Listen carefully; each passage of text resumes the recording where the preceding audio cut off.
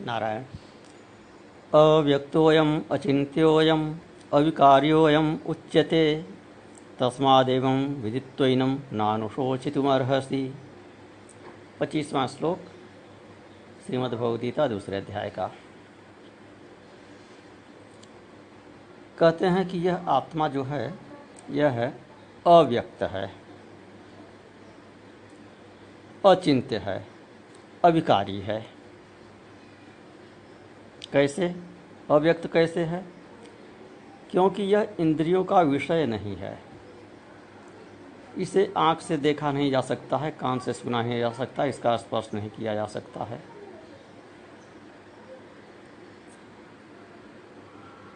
और इसीलिए यह अचिंत्य भी है। क्यों अचिंत्य है? क्योंकि चिंतन उस वस्तु का करते हैं जो इंद्रियों का विषय हो। यह आत्मा इंद्रियों का विषय नहीं, इसलिए यह अचिंत्य है।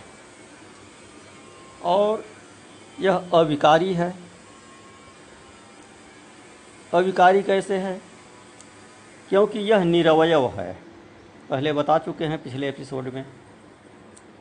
यह अंगहीन है, कोई अंग इसका है ही नहीं, देखने में आता ही नहीं। तो जो वस्तु निरवयव है उसमें कोई विकार भी नहीं होगा। विकार तो सावयव वस्तु में ही हो सकता है। तो जो कहे कि इसे जल गीला नहीं कर सकता, पवन इसे सुखा नहीं सकता, अग्नि से जला नहीं सकती, शस्त्र इसका छेदन नहीं कर सकते। क्यों नहीं कर सकते? क्योंकि यह निरवयव है। शस्त्र से तो कोई अंगयुक्त वस्तु को ही आप काटेंगे, जो दिखाई दे उसको काटेंगे। आत्मा अव्यक्त है तो कैसे काटेंगे? इसमें कोई अवयव नहीं, कोई तंतु नहीं, कोई रेशा नहीं, कोई कण नहीं, तो जल किस चीज़ को गीला करेगा? और इसी प्रकार पवन किस चीज़ को सुखाएगा? अग्नि किस वस्तु को जलाएगा? कि ये सब के सब पदार्थ जो है, ये सभी महाभूत अपना अपना कार्य सावयव वस्तु पर ही दिखा सकते हैं, अपनी शक्ति दिखा सकते हैं। जो वस्तु निरवयव है उस पर ये अपनी शक्ति दिखाए ही नहीं सकते हैं, इनका कोई प्रभाव ही नहीं पड़ेगा। तो इसलिए यहाँ पे कहते हैं कि अव्यक्तोयम अचिंत्योयम अविकार्योयम उच्यते। यह अव्यक्त है, अचिंत्य है और अविकारी है। जो निरवयव वस्तु है उसमें कोई विकार नहीं हो सकता है। विकार क्या? जैसे दूध में दही अथवा खट्टी चीज़ डाल देने से दूध का फट जाना, उसमें विकार उत्पन्न होना, परिणाम उत्पन्न होना। तो विकार अथवा परिणाम आत्मा में नहीं होता, यह अविकारी है, अपरिणामी है। तो जब यह निश्चित हो गया कि यह आत्मा चिंत्य है, अविकार्य है, नित्य है, सर्वव्यापक है, तो इसको इसी रूप में जानना चाहिए। और इस प्रकार से आत्मा को समझ लेने पर इसके विषय में तुम शोक नहीं करोगे। तुम यह नहीं समझोगे कि इनको मारने वाला मैं हूँ और ये मेरे द्वारा मारे जा रहे हैं। इस युद्ध भूमि में न तुम किसी मारने में समर्थ हो, न ही अन्य कोई तुम्हें मारने में समर्थ है, क्योंकि तुम भी आत्मा हो और ये सब भी आत्मा हैं। अब प्रश्न उठा कि आत्मा अव्यक्त है तो अव्यक्त माया भी है, तो क्या अंतर रहा? तो कहते हैं कि माया भी अव्यक्त तो है लेकिन अचिंत्य नहीं है। माया चिंतन का विषय है, आत्मा चिंतन का विषय नहीं है। बड़ी विचित्र बात हुई। आत्मा चिंतन का विषय नहीं है तो फिर चिंतन किया किसका जाता है? आत्मचिंतन शब्द ही शास्त्र से फिर असंगत हो गया। शास्त्रों में आत्मचिंतन शब्द क्यों आया है?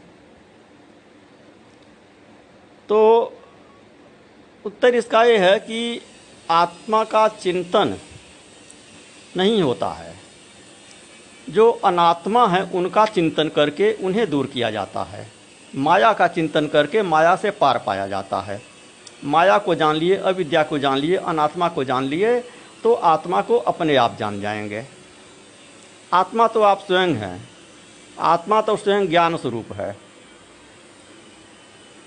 उसे जानना नहीं है। अन्य जो अनात्म विषय हैं जिनसे आत्मा ढका हुआ है, तो उस अनात्म विषयों के आवरण को जानकर हटा देना है। उसके उपरांत आत्मा तो आप स्वयं हैं। तो चिंतन अनात्म विषयों का करके उसे हटा देना है। अनात्म विषयों का चिंतन करके हटाना ही आत्मचिंतन है। आत्मा का अलग से कुछ चिंतन नहीं करना है। फिर प्रश्न होगा कि आत्मा और ईश्वर में क्या कोई अंतर है? निराकार ईश्वर भी अचिंत्य है, ईश्वर भी निराकार है, अव्यक्त है और अचिंत्य है। तो कहते हैं कि नहीं, ईश्वर अचिंत्य नहीं है। ईश्वर निराकार तो है लेकिन चिंत्य है। चिंतन करने पर भक्तों के समक्ष वह प्रकट हो जाता है। आत्मा कोई रूप धारण नहीं करता है। आत्मा जैसा है वैसा ही रहता है, इसमें कोई विकार नहीं होता है। ईश्वर रूप में आत्मा प्रकट हो जाता है, अथवा ईश्वर किसी सगुण रूप में भक्तों के समक्ष प्रकट हो जाता है। आत्मा में उसका कोई प्रभाव नहीं पड़ता, आत्मा जस का तस ही रहता है, क्योंकि आत्मा अभेद स्वरूप है। अभेद स्वरूप है इसलिए वह अचिंत्य है। चिंतन वही करेंगे जहाँ भेद होगा। एक ज्ञाता होगा, एक ज्ञेय होगा, एक चिंतक होगा, एक चिंत्य होगा, और चिंतन का दोनों में संबंध होगा, चिंतन की प्रक्रिया होगी। तो आत्मा ही आत्मा का चिंतन क्या करेगा, कैसे करेगा? तो अद्वैत में चिंतन नहीं है, द्वैत में चिंतन है। चिंतन करके द्वैत को हटा दिया जाता है तो अद्वैत स्वतः सिद्ध है। अब प्रश्न होता है कि आत्मज्ञान शब्द का प्रयोग होता है। आत्मज्ञान क्या है? आत्मा का ज्ञान होता किसको है? जब वह मन बुद्धि इत्यादि का विषय नहीं है तो वह किसके द्वारा जाना जाता है? तो समाधान इसका यह है कि यह सब समझने समझाने के लिए है कि उसे बुद्धि के द्वारा जाना जाता है। वास्तव वह बुद्धि का विषय नहीं है। बुद्धि के द्वारा अनात्म वस्तुओं को हटा दिया जाता है तो आत्मा स्वयं प्रकाशित हो जाता है, और जिस अनात्म को हम अपना रूप समझ रहे हैं, यह रूप नष्ट हो जाता है, इस रूप का बाध हो जाता है और हम अपने आत्मस्वरूप में स्थित हो जाते हैं। तो फिर किसको आत्मा का ज्ञान हुआ? आत्मा को जानने वाला कौन होता है? क्या आत्मा को जानने वाला आत्मा ही होता है, या यह इंद्रिय इत्यादि? तो बता चुके कि इंद्रिय इत्यादि का विषय तो आत्मा नहीं है, इंद्रियों के द्वारा आत्मा को नहीं जाना जा सकता है। अंतःकरण के द्वारा जानते हैं? नहीं, अंतःकरण में, स्वच्छ अंतःकरण में आत्मा का आभास होता है। मन बुद्धि चित्त अहंकार, इन चार को अंतःकरण कहते हैं। तो क्या मन से आत्मा को जानते हैं? मन जानता है आत्मा को, या बुद्धि जानती है, अथवा चित्त जानता है, अथवा अहंकार जानता है? आत्मा को जानने वाला है कौन? तो यह मन बुद्धि चित्त अहंकार, यह सब करण आत्मा को जानने में सहायक हैं, और आत्मा को जानते जानते यह सब स्वयं ही बाधित हो जाते हैं। इन सब का आत्यंतिक नाश हो जाता है, मन का भी नाश हो जाता है। उसके बाद आत्मा का ज्ञान होता है। तो किसको ज्ञान होता है? तो गोस्वामी तुलसीदास जी ने कहा, जानत तुम्हें होई जाई। आत्मा को जानते जानते जानने वाला स्वयं आत्मा रूप हो जाता है। तो एक पंक्ति में इसका समाधान आता है कि आत्मा को कौन जानता है, तो एक पंक्ति में समाधान आता है कि जो जानना चाहता है, जो पूछ रहा है वह जानता है, जो जिज्ञासु है वह जानता है। अब कौन जिज्ञासा कर रहा है? मन जिज्ञासा कर रहा है, बुद्धि जिज्ञासा कर रही, चित्त जिज्ञासा कर रहा है, अहंकार जिज्ञासा कर रहा है, हमारी वाणी जिज्ञासा कर रही है, नेत्र जिज्ञासा कर रहे हैं। कौन जानना चाहता है? तो यह सब तो उपकरण हैं, इन सब का वह अविषय है। तो जो अहं तत्व है, जो उसे जानना चाहता है, मैं जो आत्मा को जानना चाहता हूँ, मैं कौन है?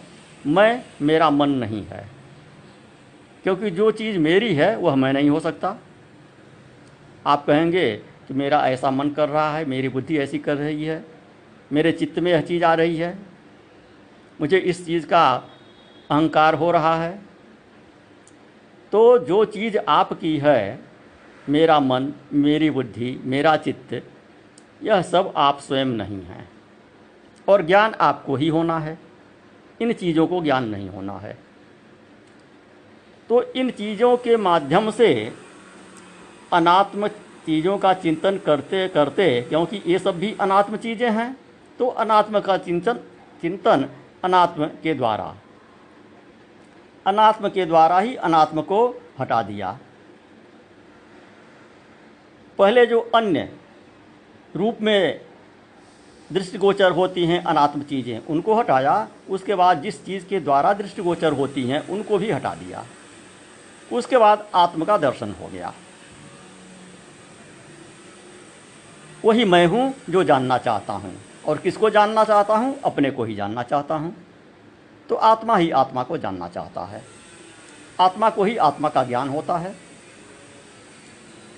यह भी केवल समझने समझाने के लिए है, क्योंकि जहाँ हम ये कहेंगे कि किसको किसका ज्ञान होता है, तो वहाँ एक ज्ञाता होगा, एक ज्ञेय हो जाएगा, और आत्मस्वरूप में कोई ज्ञाता ज्ञेय नहीं रह गया। तो गोस्वामी तुलसीदास की वह चौपाई ही यहाँ पर सटीक बैठी कि जानत तुम्हें तुम्हें हो जाई। जो आत्मा को जानना चाहता है वह अनात्म विषयों का निराकरण करके स्वयं ही आत्मा है, हो जाता है। यह भी नहीं कहते बनता है, वह स्वयं ही आत्मा है। जो आत्मा है वही परमात्मा है, तो जानने वाला स्वयं ही परमात्मा है। तो प्रश्न उठा कि क्या अचिंत्य का भी ज्ञान होता है? जब वह अचिंत्य है तो उसका ज्ञान कैसे होगा? तो कहते हैं कि जैसा व्यावहारिक वस्तुओं का ज्ञान होता है वैसा नहीं होता। वह विषय रूप से नहीं जाना जाता है। आत्माकार वृत्ति होने में केवल वृत्ति व्याप्ति होती है, फल व्याप्ति नहीं होती है। अर्थात अनात्मा का निषेध ही आत्मा का ज्ञान है, और अनात्मा का चिंतन न होना ही आत्मचिंतन है। तो अनात्मा का चिंतन करते करते कि यह चीज़ें अनात्म हैं, यह मैं नहीं हूँ, यह मैं नहीं हूँ, यह मैं नहीं हूँ, यह सब चीज़ें मेरी हैं लेकिन यह मैं नहीं हूँ, उसके उपरांत समझेंगे यह चीज़ें मेरी भी नहीं हैं।